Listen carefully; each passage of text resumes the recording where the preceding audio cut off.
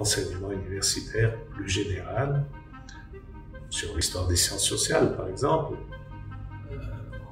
la plupart du temps, cet auteur est inconnu, ou alors méconnu, mais enfin, malgré le fait qu'il représente véritablement un sommet dans l'histoire de la connaissance du social.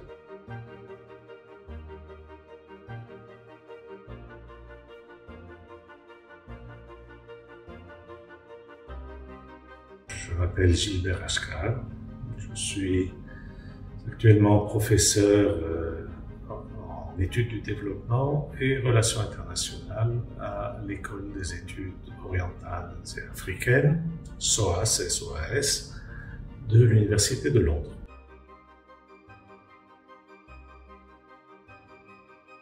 Ibn Khaldoun, comme je l'ai dit, enfin, présente une énigme du fait qu'il parvient au XIVe siècle et dans un espace culturel qui est celui du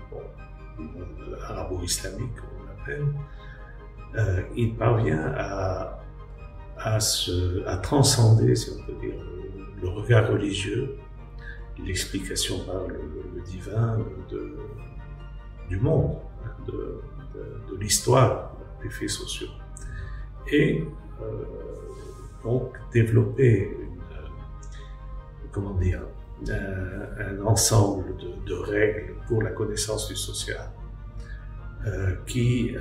sont étonnamment modernes de ce point de vue-là. Ce qui m'a inspiré pour entreprendre cette recherche, c'est je dirais, une fascination que m'inspire ce personnage, un mystère, si on peut dire, celui d'une pensée étonnamment moderne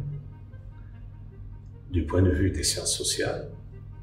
d'une pensée étonnamment scientifique, comme on pourrait la juger aujourd'hui, mais qui pourtant est exprimée en plein XIVe siècle. Donc, ce mystère-là, qui d'ailleurs est lié au fait que cette pensée n'a pas eu de postérité immédiate, ce qui est une des raisons pour laquelle elle reste quand même très largement ignorée en dehors des cercles spécialisés dans le monde arabe.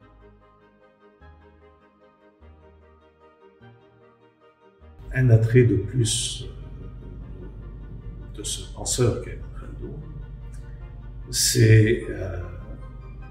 le contraste un peu avec une certaine dérive aujourd'hui, dans le monde d'aujourd'hui, vers des formes d'utilisation de la religion à des fins répressives ou foncièrement réactionnaires,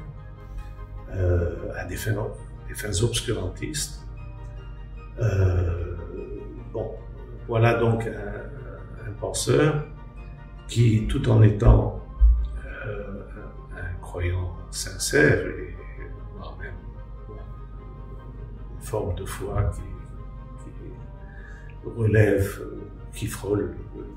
la foi mystique, un penseur qui est attiré par l'islam soufi, mais qui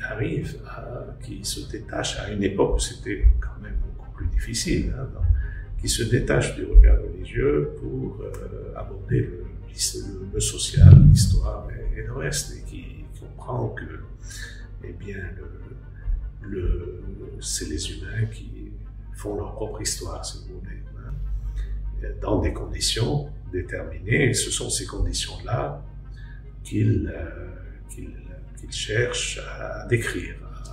à analyser. Et donc, je crois que c'est une figure importante pour notre temps, en fait, et aussi un exemple de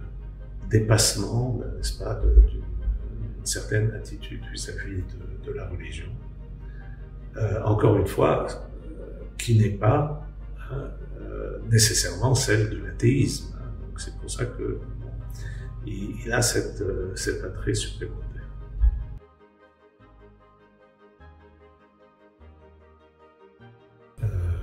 Bon, c'est un sujet de recherche qui est très détaché de la réalité immédiate,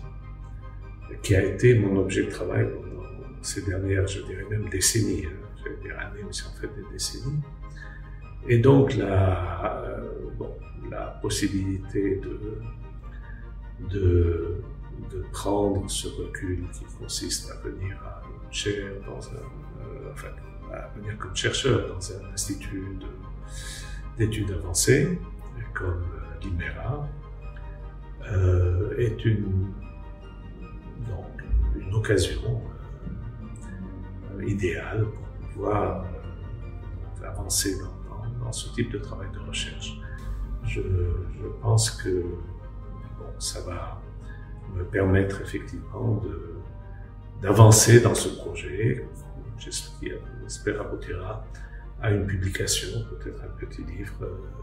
bientôt.